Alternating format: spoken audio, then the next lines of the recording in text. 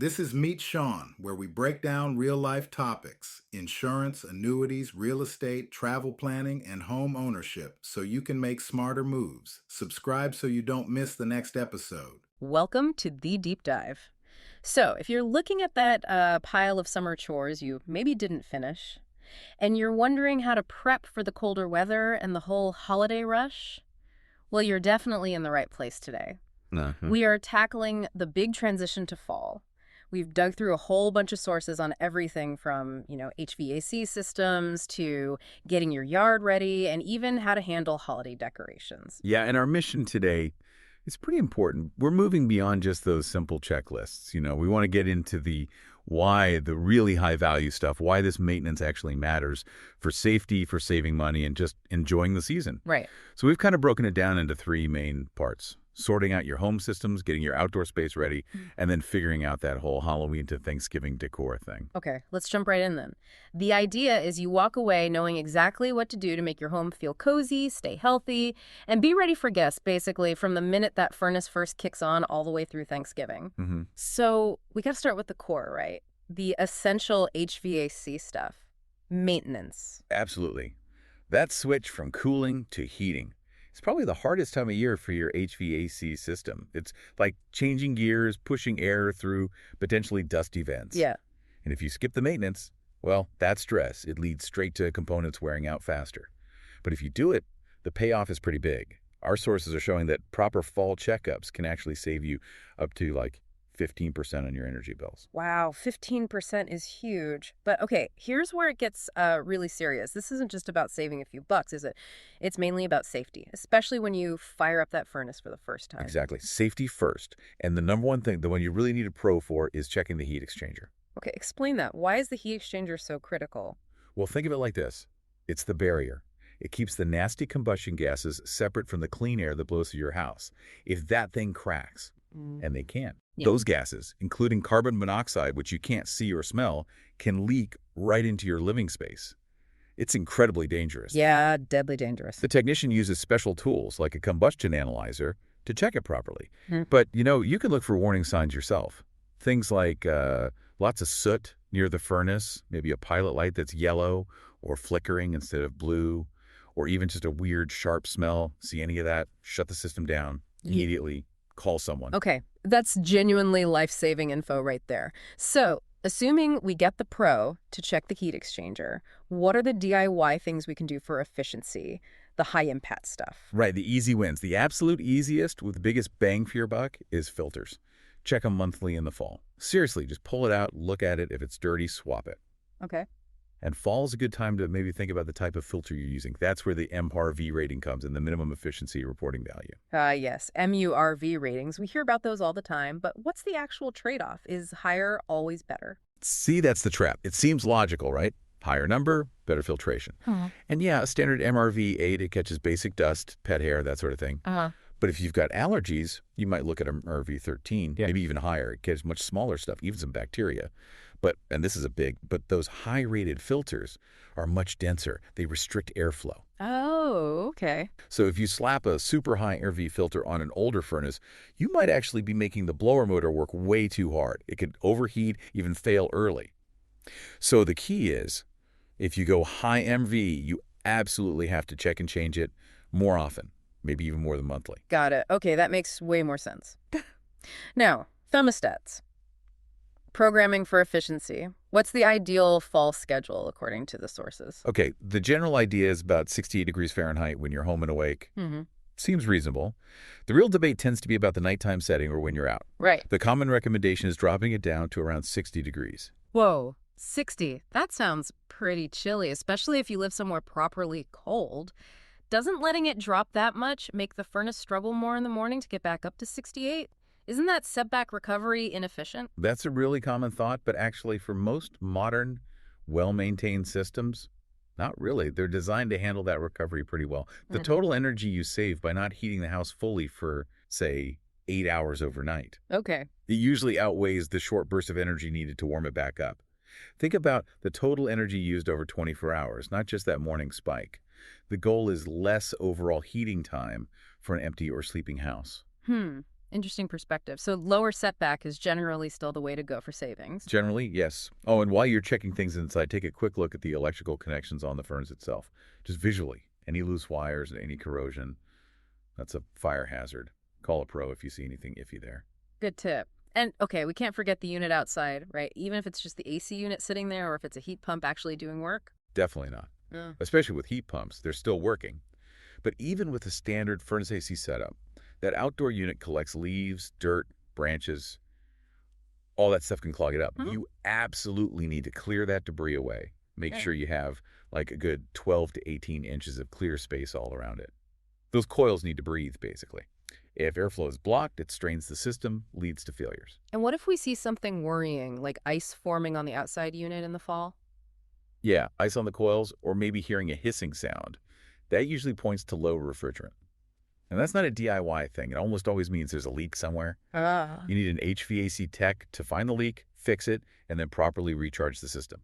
Don't just let someone top it off without finding the leak first. Okay, good to know. So professional help for heat exchangers and refrigerant leaks, DIY for filters, thermostat settings, and clearing debris.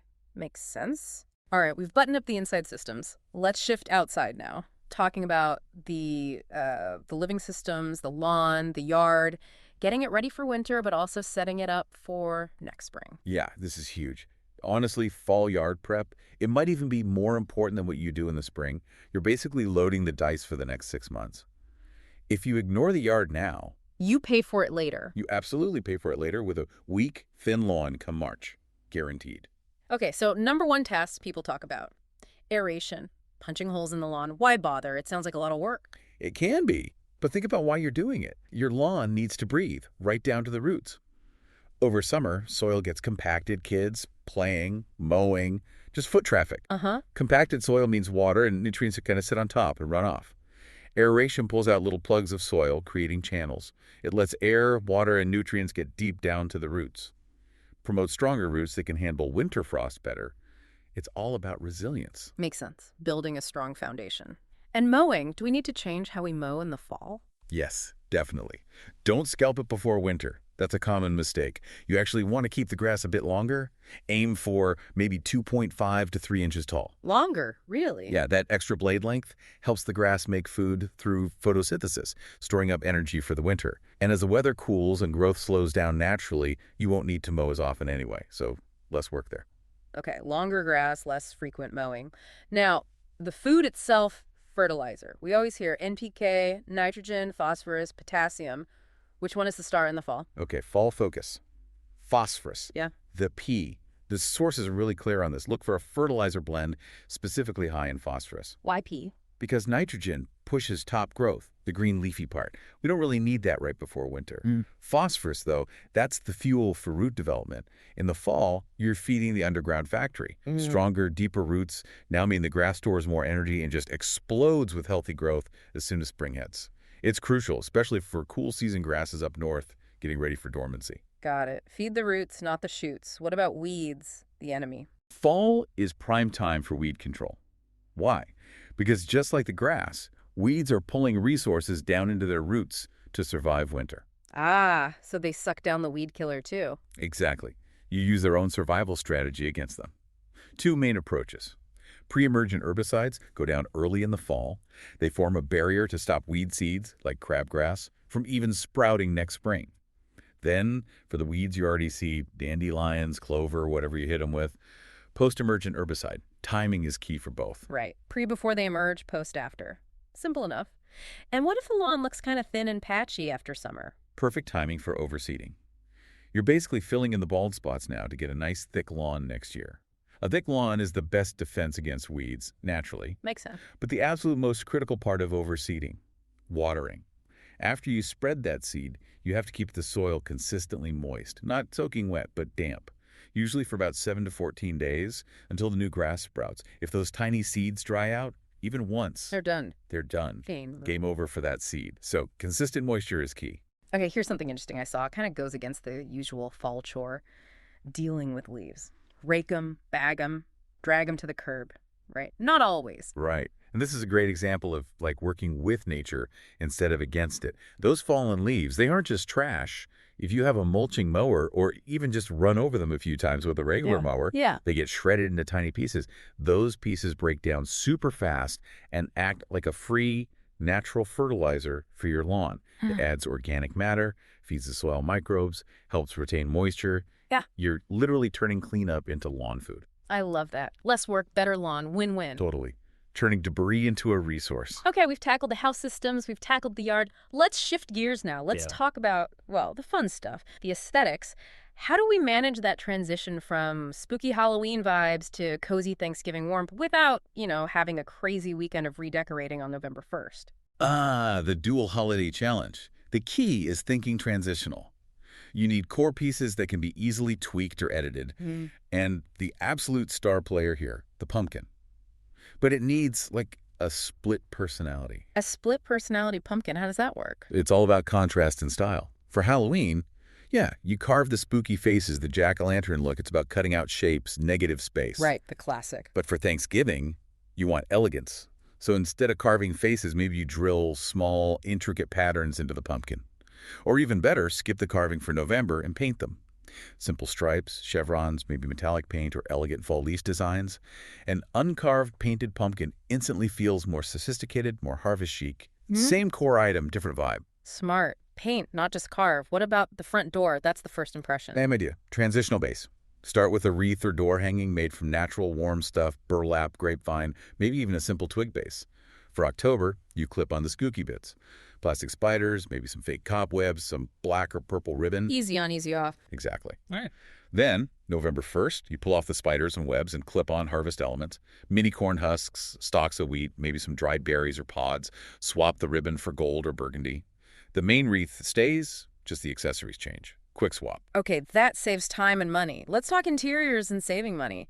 Because buying 2 whole sets of decor can get pricey. For sure. The dining table is often the biggest change, right? Halloween might be dark cloths, maybe some fake cobwebs again. Thanksgiving's all warmth, harvest colors, maybe a nice runner. Yeah. This is where budget hacks shine. 2 big ones. Upcycling and foraging. Foraging for decor. Tell me more. Seriously. Go for a walk. You can find amazing stuff for free. Collect colorful fall leaves. Press them first interesting branches, pine cones, acorns. Arrange them in a bowl. Scatter them down a table runner. Instant rustic. Free decor. Okay, I like free. And the other big one is dollar store finds, combined with that forage stuff. Grab simple glass jars or vases, some basic pillar candles, maybe some twine or ribbon. Put the candles in the jars, wrap with twine, maybe add a few acorns around the base. Looks super chic, costs almost nothing. Sources say you can save like 50% compared to buying pre-made centerpieces. Nice. Simple jars, candles, plus free nature finds. I can do that. And finally, what about making it meaningful? More than just looks. Absolutely. That's the real heart of it, right? Making memories. Lean into family DIY projects, those painted, no-carved pumpkins we talked about. Perfect for kids. Less mess, no sharp tools. Good point. And, the classic handprint turkeys, they might seem cheesy, but kids love making them. And honestly, they become really treasured keepsakes over the years. It connects the decorating to the family experience. Yeah, those little handprints suddenly become pretty precious later on. Okay, wow, we've covered a lot. From deadly serious stuff like carbon monoxide Super. to making sure the lawn gets the right food phosphorus for spring growth, and then smoothly shifting decor from spooky to thankful using pumpkins and pine cones. You should have a really solid checklist now for tackling fall inside and out. Yeah, you're definitely armed with some key knowledge now, things that really make a difference. So thinking about the big picture for you, the listener, we hit HVAC efficiency and comfort, hard filters, temperatures. But as you're getting your home ready for the cold, there's one last kind of subtle layer of comfort and health we didn't really drill down on: humidity control. Yes. Humidity. The sources recommend keeping indoor humidity somewhere between 30 and 50% in the fall and winter. Now, most people just focus on the thermostat number, the temperature. Why should you actually spend time thinking about that humidity percentage, that 30 to 50% range? Because, well, that range, it's like the Goldilocks zone for indoor air. If your humidity drops too low, below 30%, that's when you get the dry, itchy skin, the scratchy throats, maybe more nosebleeds. The dry air just irritates everything. Okay, uncomfortable. But if it creeps up too high, say consistently above 50 or 60%, now you're creating the perfect breeding ground for mold and mildew. Yeah. And that directly impacts respiratory health, allergies, asthma. long-term problems Ah, so it connects directly back to health. directly. Managing that humidity level, not too dry, not too damp links, all that HVAC maintenance we talked about straight to your family's actual well-being day to day. It's not just about comfort or energy bills, it's about healthy air. That's a pretty powerful reason to pay attention to it, don't you think? Yeah, absolutely. A powerful final thought. Okay, that's our deep dive for today. Get out there and enjoy the beauty of the fall transition. That's it for today's Meet Sean. If this helped, follow the show and share this episode with one person who needs it. See you next time.